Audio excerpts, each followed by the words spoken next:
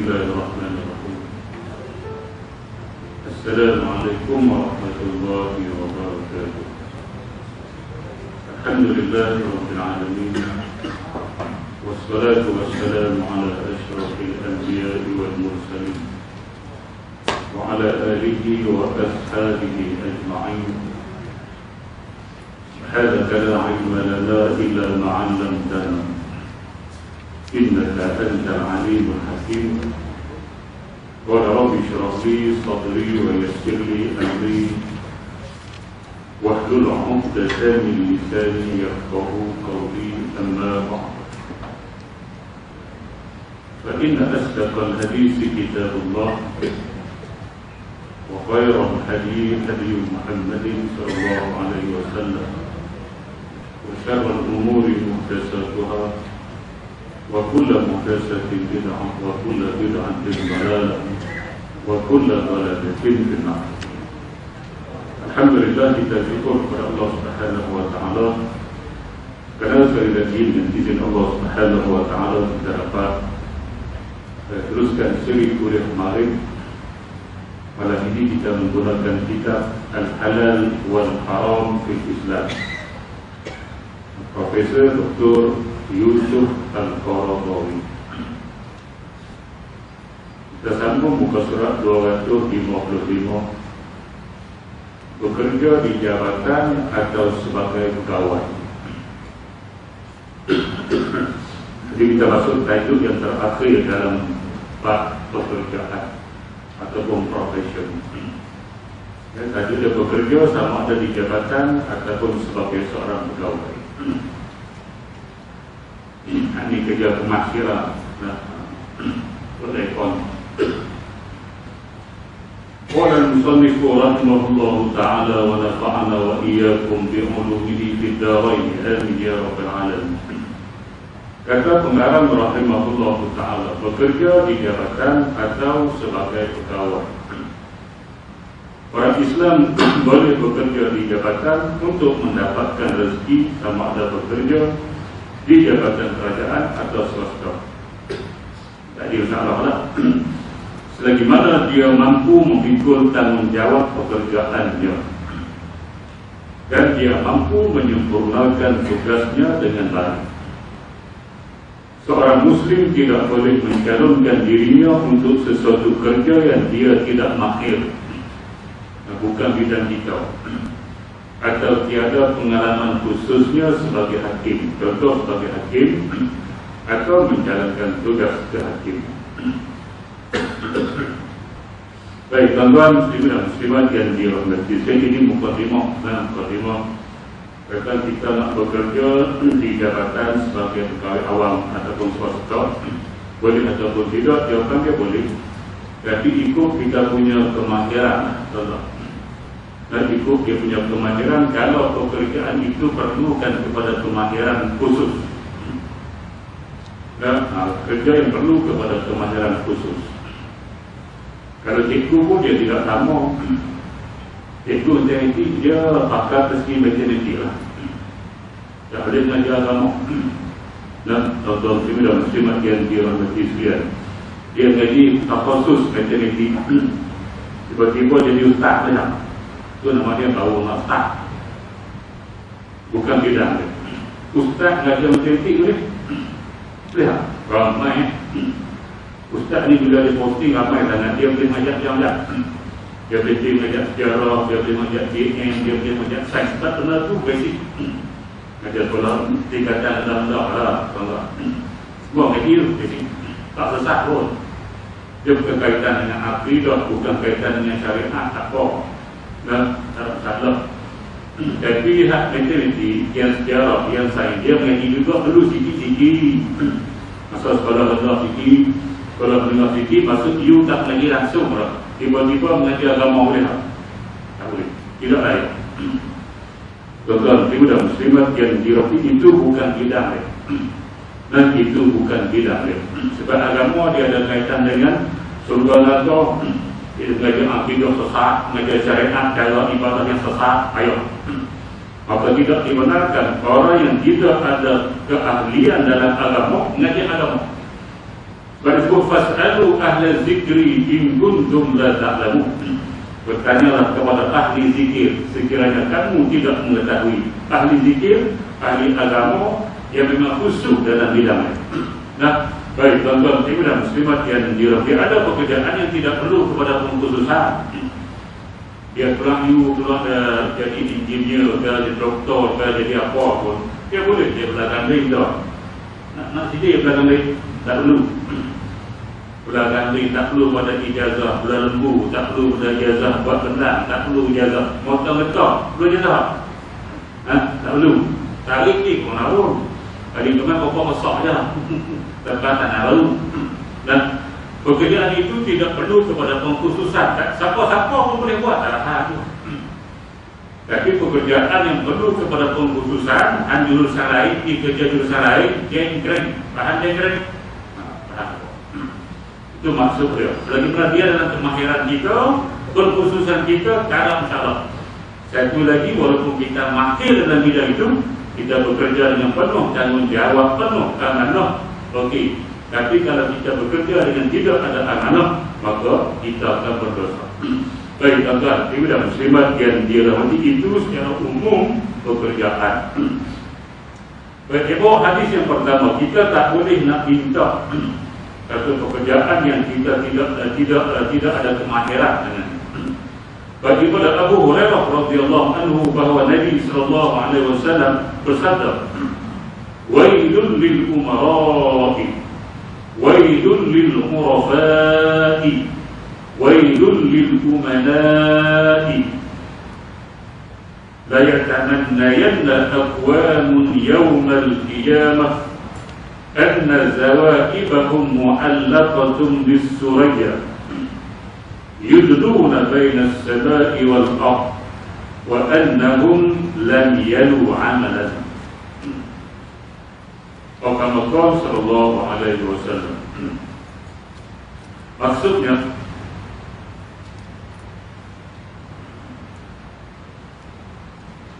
celaka bagi orang-orang yang menjadi pemimpin. Wailun, terjemah celaka. Wailul lil mutaffifin, celaka bagi orang-orang yang mengurangkan timbangan. Wail, satu terjemah celaka, satu lagi dikira tempat, satu lembah dalam api neraka Jahannam. Neraka Jahannam ada satu tempat nama dia Wail. Dan tempat ada satu neraka nama tempat Wail dalam neraka Jahannam. Itu juga Wail. Jadi makna celaka, masuk neraka ni celaka, tidak ada kebaikan. Celaka bagi orang-orang yang menjadi pemimpin. Al-Umara, Al-Umara yang menjadi pemimpin. Celaka. Berat, berat. Dia bilang, terima yang dirahmati sekalian. Dan pemimpin mana pemimpin tertinggi, perintah pemerintahan sebuah negara. Al-Umara. Yang kedua, wailul lil umara, celaka bagi orang-orang yang menjadi terjemahkan di Firawan. Al-Murafa ialah Al-Arif. Al-Murafa yang maksudnya Al-Arif. Al-Arif penggunaan bahasa Arab ialah kepada pemimpin-pemimpin kecil bawahan, penghulu dan bawah-bawahan. JKK kan JKK 3K,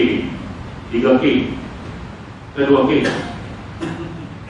Itu Murafa, pemimpin kat bawah-bawah. Kat atas Umara, yang peringkat bawah dipanggil Murafa. Pemimpin memang celaka. Tuan-tuan dan muslimat yang dirahmati sekalian, celaka bagi mereka yang memegang amanah. Pemegang amanah dia fokus kepada keuangan, jadi menteri keuangan, jadi bendahari masjid, semua ini bukan duit. Celaka. Dan tuan-tuan dan muslimat yang dirahmati, mana kalau dia tak buat betul lah, kalau dia tidak amanah dengan kepimpinan dia, sama dia pemimpin tertinggi atau peringkat bawah, ataupun dia bahagian jaga keuangan negara, keuangan negara dan negeri juga, masjid dan ibu keuangan. Duit banyak, dia tidak tahu pergi mana. Ada masjid itu. Tuan-tuan, jadi bendahari itu kena amanah. Dia kena mati dalam ilmu kira-kira, accountant. Kalau boleh lah, contoh muda muslimat yang dirahmati sekalian, kalau dia kerja bank itu lantik, dia jadi bendahari mesti ramai lah. Nanti nak bencang mesyuarat pun dia hebat sebab dia pandai. Nanti dia Kelakon ni dia tak pegang amanah. Dan bila diberi amanah, dia tak pegang amanah. Sebab ni berat ni. Pemimpin sama ada peringkat atas ataupun peringkat pertengahan ataupun peringkat bawahan, ada jaga keuangan, dan ni berat. Nak bantu yang lain daripada hati orang ni. Ini peringkat tertinggi. Disebut waidun. Kelakon. Nah, baik. Sebahagian kaum pada hari kiamat bercita-cita, kau tak ni tak jadi pemimpin ni, tak jadi ni, semua mereka bercita-cita. Layak tangan nayana, mereka bercita-cita agar biar dicangkuk kulit-kulit mereka. Kata terjemah kulit, tapi kalau makna zawati bukan kulit ni, aku harapan. Dan orang balik tadi remoh, sini kau kamu harapan, remoh kan? Remoh juga, ikut balik. Ada lima kulit aku tak tahu. Itulah kalimah al-za'ub, zu'ab, remoh. Tapi digantung. Nah, tuan-tuan dan muslimat yang dirahmati sekalian, pada bintang Suraya, bintang 7. Lalu tinggal bergantungan antara langit dengan bumi. Dan biar mereka tidak menanggung tugas mereka sebagai pemimpin. Jadi hadis ini kita pemimpin-pemimpin yang melakukan kesalahan, yang tidak ada keadilan, yang melakukan kezaliman. Mereka kalau nak di hari kiamat nanti, mereka bukan pemimpin, dia orang biasa-biasa saja. Orang murahan, marahain. Kalau boleh dia nak jadi macam, sebab dia tahu dia akan dihisap yang ni macam-macam. Dan dia bercita-cita kalau boleh waktu itu dia bukan pemimpin. Masa kat dunia nak jadi pemimpin, bila dah mati tak nak jadi pula. Boleh habis. Allah tak faham. No, it isn't. Sebab Nabi menggunakan kalimah tamanni. La yatamannayanna, mereka bercita-cita tamanni, bahasa Arab, tuan-tuan. Syarat nak jadi ulama yang pertama sekali dia kena tahu bahasa Arab. Bahasa Arab dia ada dua. Satu nama dia tamanni, cita-cita yang tidak akan berlaku, mustahil berlaku. Tamanni. Kalau dia guna kalimah, dia akan guna kalimah laita. Laita kita pasal makna mudah-mudahan, satu harapan, tapi harapan yang mustahil berlaku. Laita. Satu lagi dia guna nama dia, satu kalimah disebut nama dia taraji, harapan yang boleh berlaku. Taraji, harapan yang boleh berlaku. Tamanni, harapan yang mustahil berlaku. Taraji biasa digunakan kalimah la'alla. Ya ayyuhallazina amanu kutiba alaikumus siyamu kama kutiba alal ladzina min qablikum la'allakum tattaqun. Di ujung la'alla, mudah-mudahan kamu bertakwa. Mudah-mudahan yang mana harapan yang boleh bertakwa. Tapi kalau la'alla kita jumpa dalam Quran, kata ulama-ulama tafsir, dia bukan makna mudah-mudahan, dia bukan makna taraji, tapi makna al-yaqin, confirm kamu bertakwa. Atau kalau kita jumpa dalam Quran, kalau kita jumpa kalimah la'alla di luar Quran, dalam tulisan surat Al-Qur'an, kitab-kitab biasa, makna taraji, harapan yang mungkin boleh berlaku. Tapi kalau laita, dia tidak akan berlaku. Ya. Wa yaqulul kafiru ya laitani kuntu turaba. Surah apa ni? Jadi amma yatasaalun, hampir wa yaqulul kafiru, maka akan berkatalah orang-orang kafir akan masuk neraka. Ya laitani, mudah-mudahan aku. Satu harapan daripada dia, mudah-mudahan aku kuntu, adalah aku ini turaba, jadi kan bagi dia mati tak bangkit dah. Orang kafir dia tak terima kebangkitan. Amma yatasaalu tu, mereka bertanya-tanya tentang hari kebangkitan. Betul tak bangkit pula? Dah mati jadi tak nak dah. Tak ada nak bangkit dah. Esok dia kata Allah, bila dibangkitkan daripada kubur, dia akan kata, wa yaqulul kafiru ya laitani kuntu turaba. Mudah-mudahan aku jadi tanah. Kenapa aku bangkit semula? Aku akan dihisab. Kenapa aku bangkit? Mudah-mudahan aku jadi tanah. Mudah-mudahan itu mustahil dah dia bangun dah. Macam mana? Dia takkan jadi tanah. Dia sudah bangun sekarang. Itu maksud dia angan-angan kosong, dia tidak akan berlaku. Sebab itu guna laita. Dan tuan-tuan dan muslimat yang dirahmati Allah sekalian, qila dukhulil jannah qala ya laita qaumi ya'lamun bima ghafara li rabbi wa ja'alani minal mukramin. Kalau nanti dia nak main bahasa tak? Lama tak belajar bahasa. Dikatakan bagi Habibun Najjar Sahibul Yasin, kita baca dia Amin Aqsal Madinah Rajulun Yas'a, nama dia Habibun Najjar. Seorang lelaki datang di hujung negeri nak selamatkan 3 rasul yang akan dibunuh oleh kaum dia. Dia seorang rasul 3, dia datang nak selamatkan rasul. Dia ceramah macam-macam. Akhir sekali dia dididik sehingga perut dia terbuai mati. Bila mati, qila dukhulil jannah, dikatakan bagi dia masuklah ke dalam surga. Mereka kata surga dan nanti syahid. Qala, maka dia pun kata, bila dia masuk surga, dia pun kata, ya laita qaumi, mudah-mudahan kaum aku atas dunia. Ya laita qaumi ya'lamun bima ghafara li rabbi wa ja'alani minal mukramin. Mudah-mudahan kaum aku mengetahui aku sekarang dimuliakan oleh Tuhanku dan aku dimasukkan ke surga.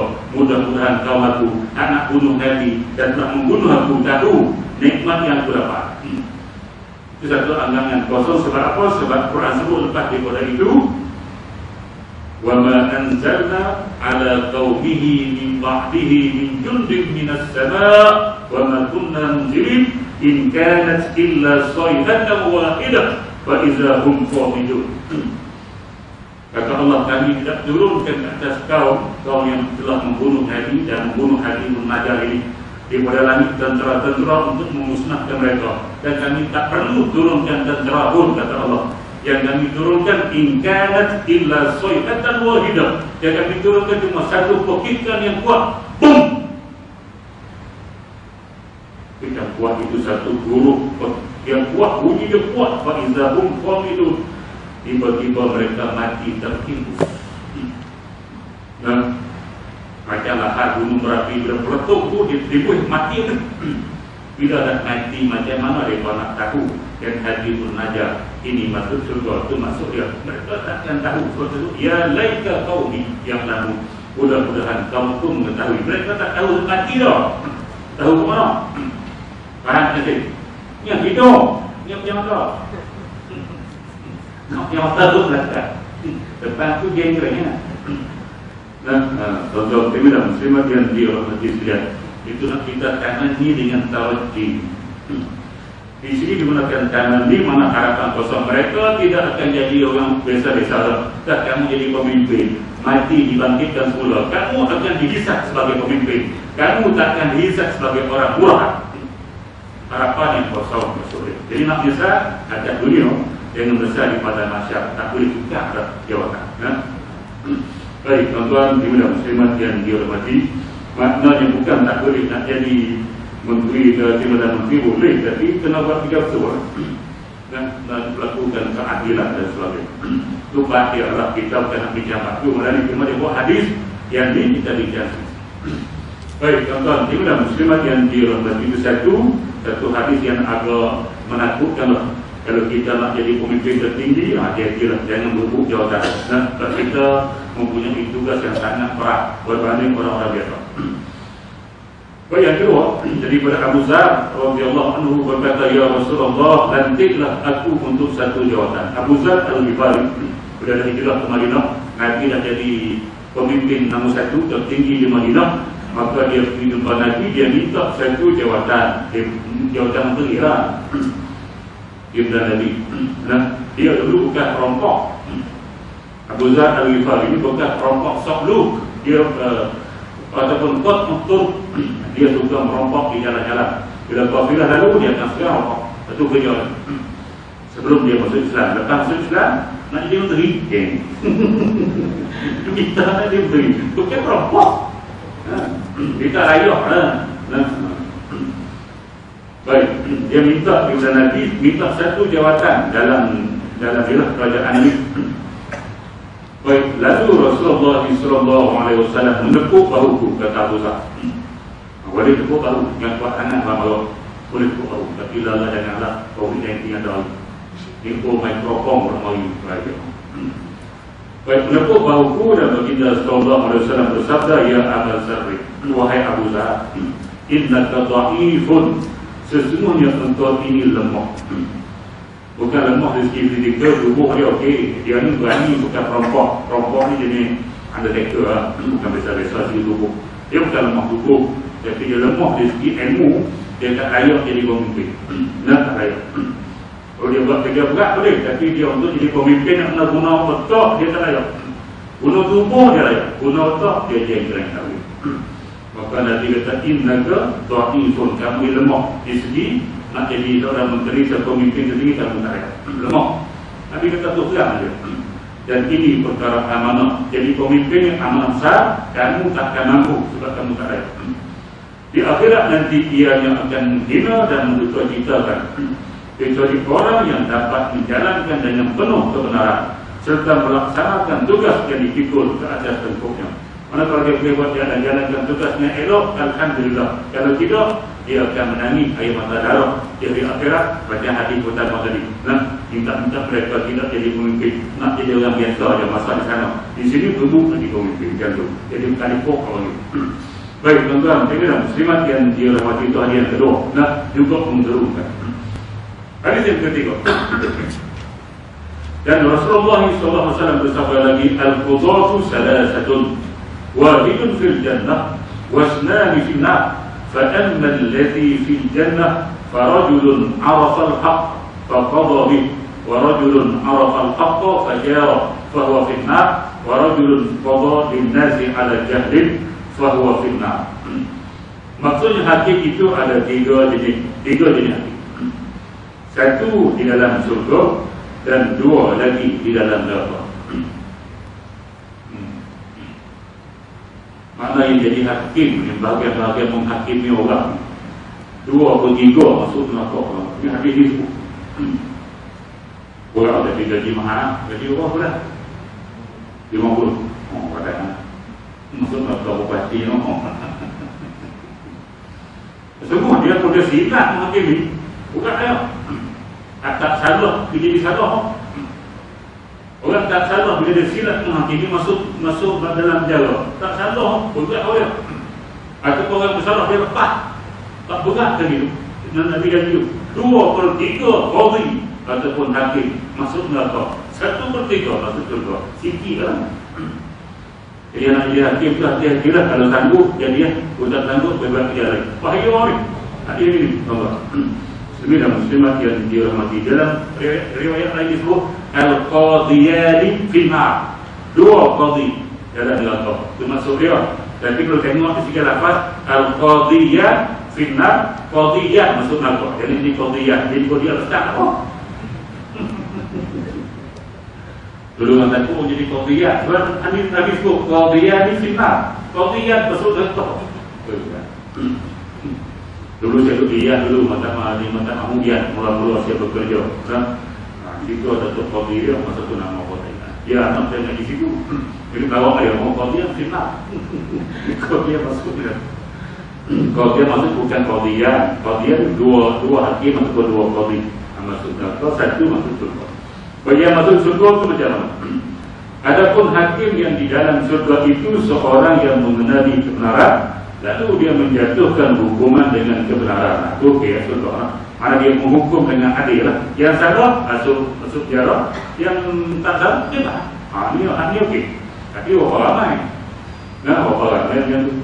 Manakala orang yang mengetahui kebenaran tetapi dia berlaku zalim, maka dia ditempatkan di dalam neraka. Dia tahu dah dia tak salah, tapi dia buat pergi jadi salah. Dia hakim, dia ketuk 2 kali masuk dalam. Dia dapat 1.5 juta, tak nak lagi. Nah, 1,5 juta, 1 bilion, 2 bilion, besar-besar. Yang diri, dirung. Jalan, 1 bilion, maka apa tu rumah. Ini nama masalah bila jadi hakim. Dan dia cabaran tak tu. Cabaran dia yang tu, rasuah. Allah. Baik, tuan-tuan, saya kira muslimat yang dirahmati sekalian. Yang seorang lagi, dia menjatuhkan hukuman dengan kejahilannya, maka tempatnya di dalam neraka. Kamu yang kedua masuk neraka, dia tahu benda itu tak tu, tapi dia pergi itu. Mana dia melakukan kezaliman, dia tipu orang. Ni dia ikut suka dia itu hukuman. Ikut suka dia. Kalau kita tengok filem-filem dulu dan contoh tengok dan contoh dia gambarkan pemimpin-pemimpin zaman dulu, zalim tak zalim. Allah tu betul ke tak? Betul. Dan tu makan seulah dia nangka sultan. Dia pergi belah dulu. Belah tu jadi mulut budak tu. Cari dia. Nak pergi sedaki kau. Tuan-tuan bila muslimat yang jila. Jadi tengok filem-filem dulu jenis raja-raja dia jenis menjatuhkan hukuman membabi buta, menghinsir buta. Tengok filem tu lah. Ada tu kedua. Dia menjatuhkan hukuman secara dia tidak tahu asal usul periksa. Dia termakan dengan kesukaan orang, dia jatuh hukuman begitu sahaja tanpa dia usul periksa dengan saksi-saksi dan sebagainya, maka dia juga masuk neraka. Jadi dua jenis neraka. Pertama masuk surga. Kita bekerja sebagai hakim, hati-hatilah. Dua, bertiga daripadanya ikut hadis ni, Nabi sebut masuk neraka. Baik, sebaik-baiknya seorang Muslim itu menghindarkan diri untuk menyandang jawatan yang tinggi. Itu yang pertama tadi. Sebaik-baiknya Allah, kita elokkan diri untuk menyandang jawatan yang tinggi dan mengejar pangkat walaupun dia seorang yang layak. Lihat dia layak ni, ada layak dengan kita orang. Lihat layak, dia layak. Tapi kalau boleh, dia cuba hindarkan diri itu dulu. Nama dia tahu atau untuk menyandang pangkat itu. Kerana siapa yang menjadikan pangkat dan kedudukan itu sebagai batu loncatan, kalau dia akan diperhampakan oleh pangkat dan kedudukan itu, bahaya. Bila terima jawatan itu, dapat gaji tinggi. Bila dapat gaji mahal tinggi, dia beli rumah mahal, dia beli kereta mahal, dia beli tanah beli tanah sini, dia nak bayar hutang itu, dia perlukan gaji tinggi. Tiba-tiba bila orang atas dia suruh gini-gini, walaupun bercanggah dengan agama sekalipun, dia jadi terpaksa itu. Sebab kalau dia lawan, dia akan ditarik keluar daripada jawatan dia nak ambil duit mana bayar banyak-banyak aja dia. Itu maksud dia akan jadi hamba berpangkat. Dia sanggup buat apa sahaja, walaupun bercanggah dengan agama, bercanggah dengan budaya, dia akan buat. Sebab apa? Dia nak jaga jawatan. Ini maksud dia akan jadi hamba kepada jawatan. Jangan kita dokumen cantik bahaya. Ini adalah muslimat yang dirahmati sekalian. Barang siapa yang menumpukan kesemua perhatiannya kepada pangkat dan kedudukan dunia, dia akan dihalang daripada memperoleh petunjuk daripada langit. Kerana dia tidak akan dapat hidayah daripada Allah Subhanahu wa taala.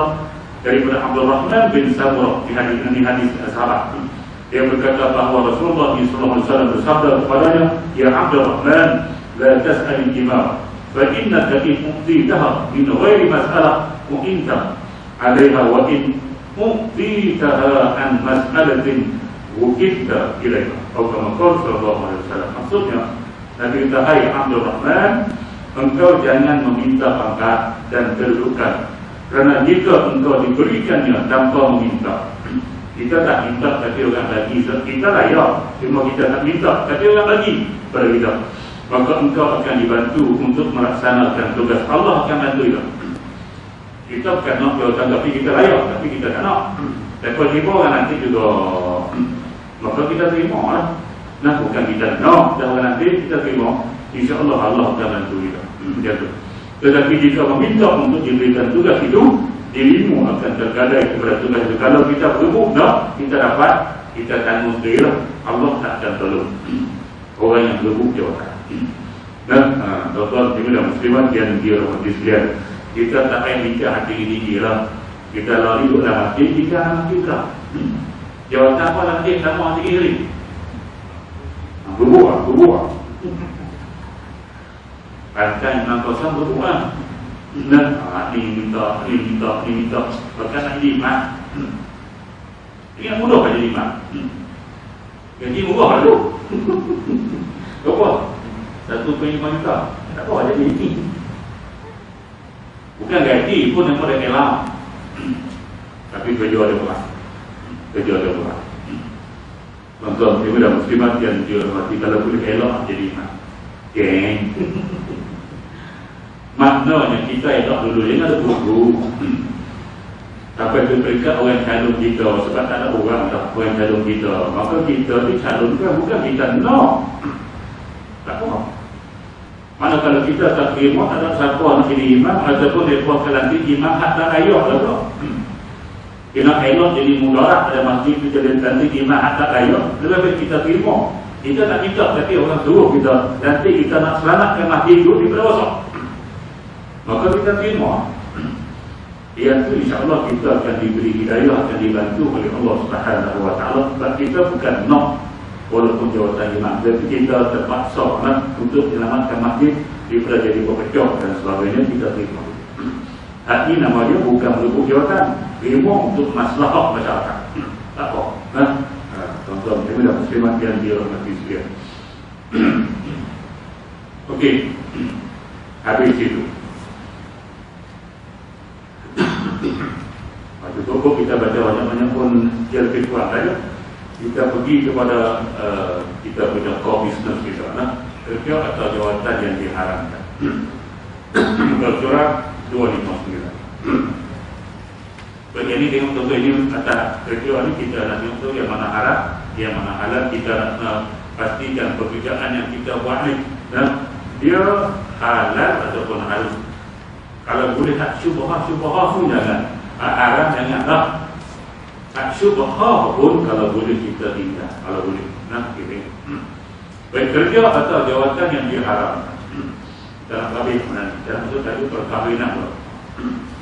Baik, masih terdapat syarat-syarat yang lain di dalam perbincangan mencari kerja yang dibenarkan. Antaranya tugas itu tidak mendatangkan bahaya. Di syarat-syarat lainlah selain mudah dan minum, ada tidak bahaya atau bencana kepada kaum muslimin. Kerja bahaya ni kerja jadi ahli gusti, kerja jadi ahli tinju, itu semua kerja-kerja bahaya yang dibatalkan oleh. Dan juga memberi bencana kepada kaum muslimin. Sebagai contoh, tidak dibenarkan bagi orang Islam bekerja sebagai polis atau askar. Sudah. Sudah. Baca ya dulu Ustaz. Baca dulu. Yang bergerak bahaya. Kat ni bahaya. Kat tak apa boleh minum. Kat bahaya. Polis atau askar yang ditugaskan untuk memerangi orang Islam. Kita masuk di tentera, jadi tentera Israel, itu orang Islam. Dia ambil kerja. Tidak dibenarkan juga orang Islam bekerja di organisasi yang membuat senjata untuk memerangi orang Islam. Kita kerja di kilang senjata, tapi senjata itu kita tahu dibuat untuk serang negara-negara Islam. Tak boleh. Secara ringkas dan tegas, orang Islam tidak boleh bekerja di dalam satu kumpulan yang mahu menghancurkan Islam dan pengikutnya. Secara umum tak boleh. Dan kita bekerja di mana-mana pada organisasi yang tujuannya untuk menghancurkan umat Islam, hukum dia haram bekerja di situ. Selesai. Secara umum. Baik, selain itu, mereka yang bekerja di dalam satu organisasi atau satu sistem yang boleh memudaratkan manusia atau menyebarkan barangan haram, maka hukum kerja itu pun haram. Contohnya seperti orang yang bekerja di tempat yang mengamalkan riba. Ini nombor satu. Maknanya bekerja di mana? Biasanya bank-bank konvensional. Islamic bank tidak ada masalah. Perbankan Islam insya-Allah. Tapi kalau kita di konvensional ataupun insurans konvensional, bukan takaful, memang kita ada masalah. Tuan-tuan, muslimat yang dirahmati sekalian, yang terlibat secara langsung lah. Yang terlibat secara langsung, dia menyediakan barang-barang kontrak-kontrak untuk disign oleh peminjam dan sebagainya. Hak bekerja langsung. Hak jadi driver, yang jadi cleaner, itu lagi tak masih diharuskan. Tetapi ada perbahasan lagi.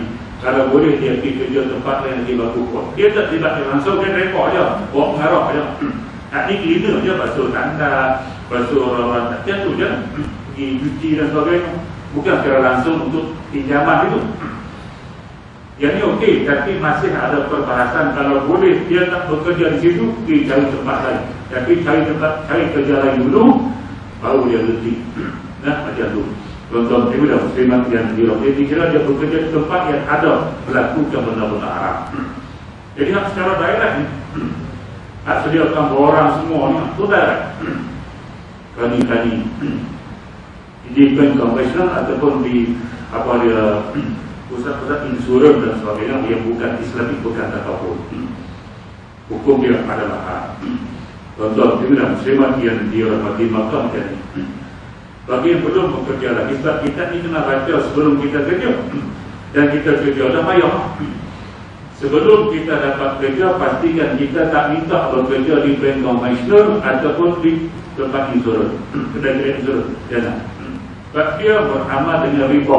Cari kerja lain dulu. Jangan pergi kerja situ. Tak payah. Nah, gaji kita rapat tu kita nak makan, nak bagi pada anak bini kita, nak bagi pada mak kita, ayah kita kat kampung. Gaji itu tak haram. Yang belum ada kerja, jangan pergi kerja tu. Yang kerja dah, kita kerja dulu baru ngaji. Macam contoh, kita dah muslimat yang dirahmati sekalian, maka dia yang pertama sekali, kalau boleh dia usaha cari kerja di bank perbankan Islam, dia usaha carilah. Kalau bukan bank pun mana-mana tempat yang gaji dia kalau yang indah tu lebih kurang. Sebab apa perlu lebih kurang? Sebab dia kan banyak hutang. Kalau dia pergi hak gaji rendah, dia nak bayar hutang dengan apa? Kereta dia, rumah dia, dia nak bayar dengan apa? Loan, dia punya loan peribadi dia, dia nak bayar dengan apa? Kalau kerja pihak kerja lebih rendah gaji daripada hak law, dia boleh beralih ke tempat kerja lain. Nah, sama ada bank ataupun bukan bank, tapi gaji dia lebih kurang hak dan law. Kalau dia pindah, tak ada masalah pada keuangan dia. Kena usaha lah. Nah, usaha dari. Jangan berhenti dulu. Itu bodoh. Berhenti dulu, tapi ya, habis kan. Aku beli kereta aku, rumah nak cinta habis kan. Nak bayar tak ada. Jangan berhenti lagi. Cari dulu usaha. Nah, sampai jumpa. Kalau jumpa tak jumpa, tak jumpa, ada gaji dah. Betul tu banyak sampai 2,000, 3,000. Baru nak bayar ni. Nak kena buka pada burger pula bukan ni. Dan kalau sampai mati tu kalau tak jumpa tak apa. Kita dah usaha. Jadi tak jumpa tak macam mana. Contoh kita dah muslimat yang dirahmati, tetapi kita tidak ada redha. Kita bekerja dengan tidak ada redha kita dengan kerja kita buat. Cuma kita tak jumpa kerja baru lagi yang sesuai. Maka kita duduk dulu, tapi bukan dengan redha. Dan tidak aku tak redha kerja aku kan. Tapi awak macam mana nanti kerja lain tetap sesuai lagi, tak jumpa lagi, tak ada jodoh lagi. Aku kerja dulu, tapi aku tak redha dengan kerja aku sekarang. Macam tu. Dan contoh kita dah muslimat yang dirahmati sekalian macam tu. Okey. Jangan berhenti. Tak ada ulama suruh berhenti, fikir cari tidak ada. Cari dulu. Kalau ada berhenti, tak ada, teruskan tak apa. Tapi yang tidak ada redha dalam hati kita. Macam tu. Baik tuan-tuan, kita dah muslimat yang dirahmati sekalian. Atau tempat hiburan yang melalaikan, kelab malam, pusat karaoke dan sebagainya, yang ada arwah, yang ada lelaki perempuan yang menari pegang tangan, pakai pelik-pelik, pakai pun, dan kita tengok pun jadi tak boleh tengok lah. Pakai stuk dan sebagainya lah. Pakai yang menjolok ada. Itu dah tempat-tempat hiburan. Ada pakai jubah. Ada tak boleh.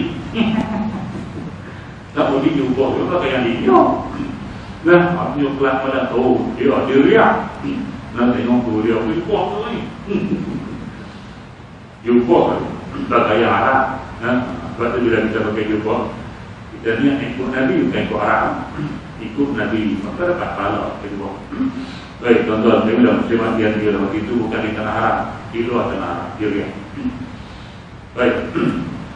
Jadi Jangan kita bekerja di tempat-tempat macam ni. Tak boleh, hukum dia adalah haram pendapatan kita untuk yang ini. Kemudian di tempat yang menjual barangan haram dan sebagainya. Kita kerja di tempat yang ada jual barangan haram pada halal bodoh, supaya haram semua kita tak kira. Dia jual semua Allah, semua kita pun tak nak kerja tu. Kita pergi kerja di kedai ataupun supermarket, dia jual tak pernah haram, boleh jual, pernah halal boleh jual. Bukan di supermarket, Seven Eleven pun ada jual Allah. Kita pergi kerja pernah halal pun, pernah haram pun. Baik, bila macam ni, ulama sebut kalau boleh elokkan diri bekerja di kedai-kedai, di tempat-tempat yang ada juga percampuran halal dan haram. Kalau boleh elok dia pun awal. Kalau sebab kita tak sonoklah kerja di tempat yang ada juga benda haram. Walaupun ada juga benda halal, tapi tak sonok ada juga benda haram. Kalau boleh jangan bekerja dia mudah kita. Kalau anak-anak kita habis SPM, dia minta nak kerja di supermarket dan sebagainya, dia tak payah lah. Kami dia gila, gilaan buat dan halal, tidak ada campur dengan haram. Kita di supermarket ada dalam tu ada jual haram dan sebagainya. Nah, yang tu dikira paling-paling common, hukum dia makruh ulama fatwa. Tapi bila terlibat secara langsung, dia jadi cashier di depan, orang beli arak pun dia jual, hukum dia haram. Itu satu. Yang tu hukum dia adalah haram. Tuan-tuan, kita muslimat yang dirahmati Islam macam tu. Baik. Orang-orang yang bekerja di situ tidak akan bebas daripada dosa. Kerja tempat-tempat jadi dia tidak akan bebas. Jika dosa meskipun mereka tidak terlibat, dia tak terlibat pun. Tapi tempat dia kerja itu tempat haram. Atau tidak melakukannya, dia tak terlibat, tak melakukannya. Kerana Islam telah menjelaskan sesiapa yang membantu melakukan pekerjaan berdosa, maka dia dikira berdosa juga. Yang tadilah rekod dan sebagainya, dia tidak terlibat secara langsung di bank konvensional. Jadi tempat dia kerja itu memang haram, maka dia pun akan terima dia punya tempiak haram. Dia macam membantu. Al-Quran tak bagi kita bantu dalam urusan dosa. Wa ta'awanu 'alal birri wat taqwa. Tolong-tolonglah kamu dalam urusan al-birri, kebajikan, wa taqwa dan takwa. Wa la ta'awanu 'alal ismi. Jangan kamu tolong-menolong membantu dalam urusan dosa. Ini bantu dalam urusan dosa. Tempat kita kerja itu tak elok. Wal udwan dan juga permusuhan. Baik. Orang Islam tak sepatutnya berada tempat-tempat macam, maka dia dikira berdosa juga. Oleh itu Nabi SAW telah melaknat jurutulis riba.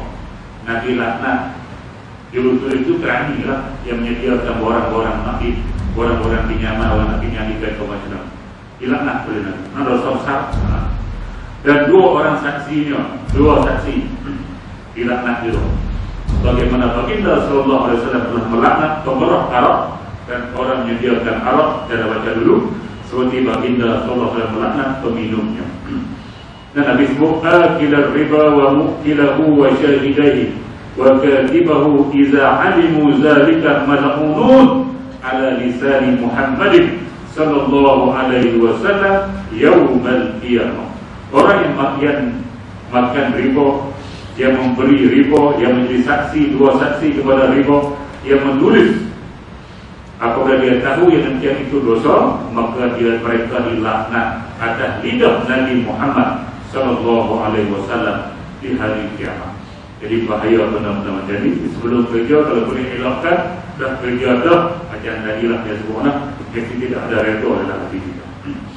Baik, semua ini bersesuaian apabila tiada darurah. Kita tidak darurat. Darurat kita lain, daging babi pun harus makan.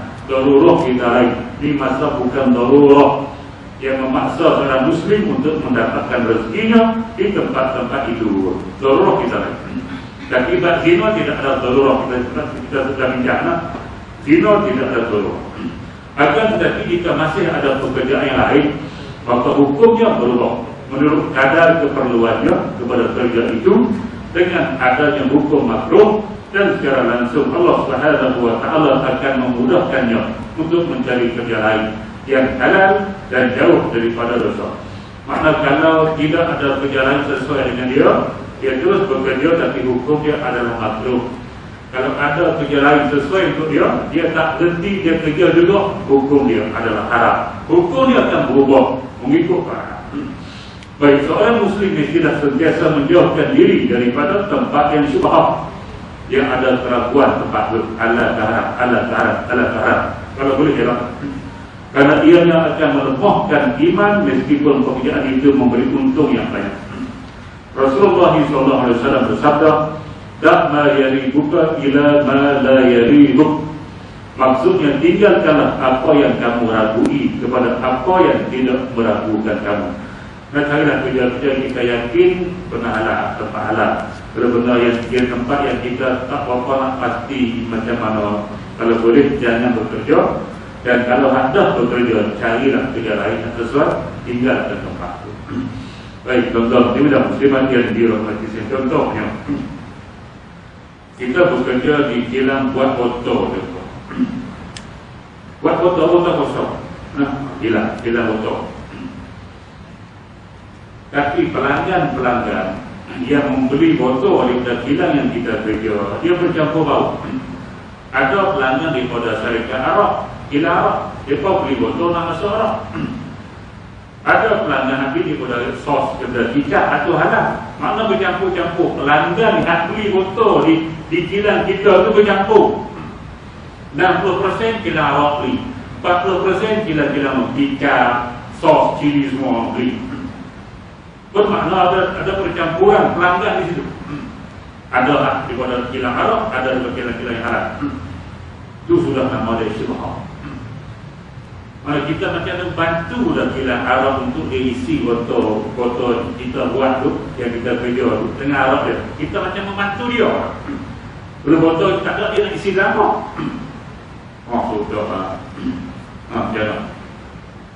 Itulah nama dia syubhat.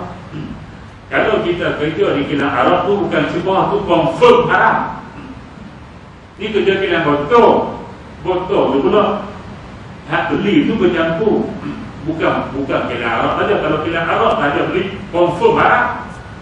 Ni kilang sos pun beli juga, kicap pun beli juga. Inilah nama dia syubhat. Kita erti ni halal ke haram, halal ke haram, berhenti. Ada apa? Itu nama dia syubhat. Innal halala bayyinun wa innal harama bayyinun wa bainahuma umurun mustalihatun la ya'lamuhunna katsirun minan nas. Sesungguhnya halal itu jelas, haram itu jelas. Tapi antara halal dan haram itu ada perkara yang meragukan, yang ramai manusia, majoriti manusia tak tahu.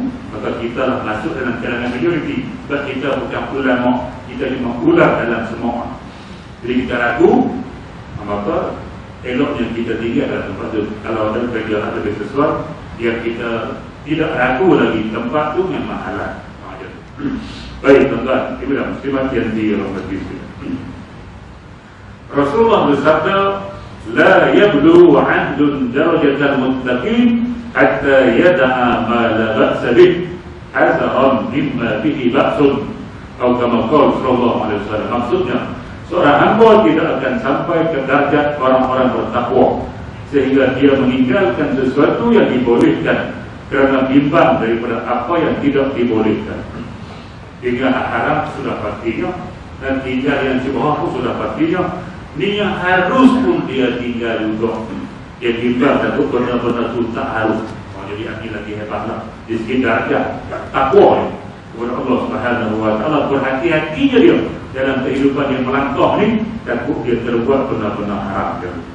Ini hebatlah. Kita tak sampai tahap ni. Selesai kita pergi kaedah umum, kita berdirah tajuk merah. Baik, kaedah umum dalam soal pekerjaan ini. Jadi kerja apa pun ini kaedah dia. Saja. Kaedah umum dalam soal bekerja ialah Islam tidak membenarkan pengikutnya memperolehi wang mengikut cara atau jalan yang disukainya. Kita tak boleh dapatkan rezeki dengan jalan kita suka. Dan kita kena jalan yang Islam bolehkan. Walaupun kita tak suka kerja itu, tapi Islam membolehkan, itulah kita kena buat. Hak ni kerja kita suka buat, tapi Islam tidak membolehkan, maka kita tak boleh buat. Maka pekerjaan kita bukan itu hak kita suka, kaedah yang dibolehkan syarat kita, walaupun kita tak suka. Dan tuan-tuan muslimat yang dirahmati sekalian, jadi pakat kita pun tak suka, pakat. Nah, bagi kerja besar-besar, kerja yang tidak ada ni lah. Jadi nak macam mana? Tapi nak macam mana? Pakat kerja itu sebab dia halal. Kita kalau pengaruh baru boleh ngaji malam. Dia pengaruh. Pakat pun tak apa. Kerja dia jaga keselamatan tempat kita kerja tu halal. Tak ada salah. Tapi dia dengan hidup pula. Itu patah halal. Nak jadi jaga, jangan tidur. Bila kita tidur, sudah tidak akan maka gaji kita jadi haram. Tuan-tuan, ini dah muslimat yang dirahmati sekalian. Walaupun kita tak suka, tapi halal kita buatlah. Banyak lagi kerja hak yang mungkin mudah bagi kita dan kita suka, tapi tak halal, yang buat. Bekerja di kilang, ramai yang suka. Dia bilang, tapi kalau kilang Arab, maka tak boleh. Walaupun kita suka, jadi Islam kata tak boleh, maka kita tak boleh. Itu kaedah umum dia. Bukan yang kita suka, tapi yang Islam haruskan. Tetapi Islam menggariskan satu panduan apa yang boleh dan apa yang tidak boleh. Itulah Islam. Dan kata Syekh Syahrawi, Islam ini if'an wala ta'an. Islam ini ialah if'an, boleh buat. Satu lagi la ta'an, jangan buat. Itu Islam. Dia ada halal, dia ada haram. Dia tak sama dengan agama lain. Agama lain pun sama. Kalau dia agama bukan boleh buat semua. Ada benda juga tak boleh buat sama dengan agama ni. Baik, dalam tidak boleh dalam jalan hidup dengan menitik beratkan kemaslahatan umum. Garis panduan ini amat mudah, iaitu jika sesuatu pekerjaan atau usaha itu tidak memberi manfaat kepada individu, malah merugikannya, maka kerja atau usaha itu adalah dilarang. Sebaliknya, semua cara yang di dalamnya ada manfaat buat manusia dengan ciri-ciri keadilan dan kebijaksanaan, maka hukumnya adalah dibolehkan.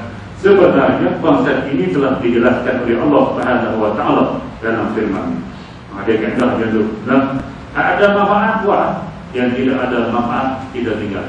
Sebab itu dada, kedung, rok, semua itu rokok, semua itu tidak memberi manfaat kepada individu dan tidak memberi manfaat kepada orang lain, maka Islam tidak membenarkan. Itu asas Islam. Kalau kita sebab apa tak boleh, ini sebabnya. Sebab tidak ada manfaat kepada individu dan tidak ada manfaat kepada masyarakat sekeliling, maka Islam tak benarkan, bahkan dia ada mudarat pula kepada diri dan sebagainya. Baik.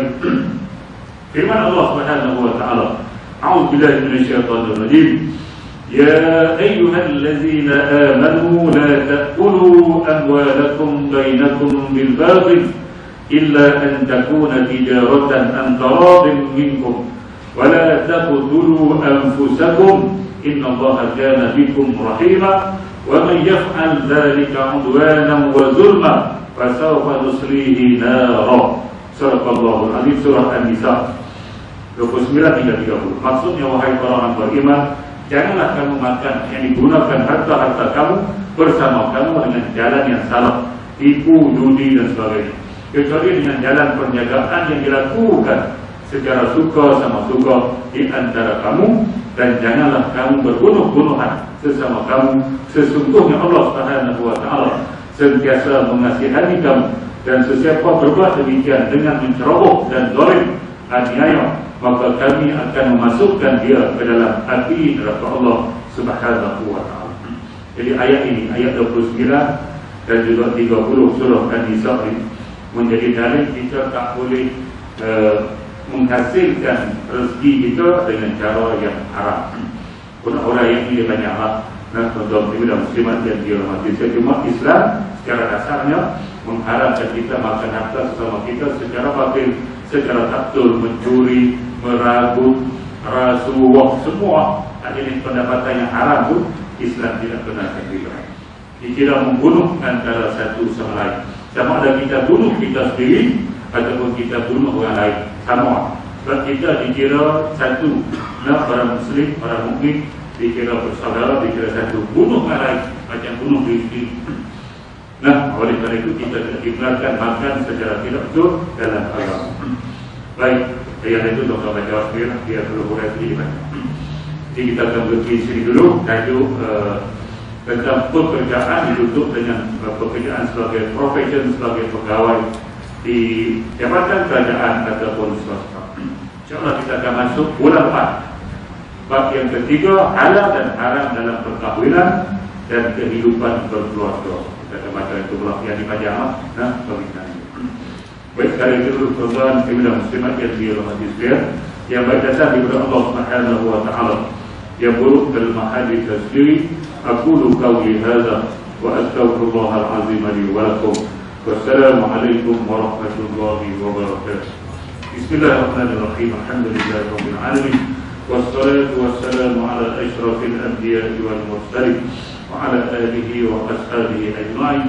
Allahumma inna nas'aluka al-huda wat-tuqa wal-afafa wal-ghina. Allahumma ij'al jam'ana hadza jam'an marhuma wa tafarruqana min ba'dihi tafarruqan ma'suma wa la taj'al Allahumma fina wa la ma'ana wa la man yatba'una shaqiyan wa la matrudan wa la mahruman ya rabbal alamin. Walhamdulillahi rabbil alamin. Taqabbalallahu minkum.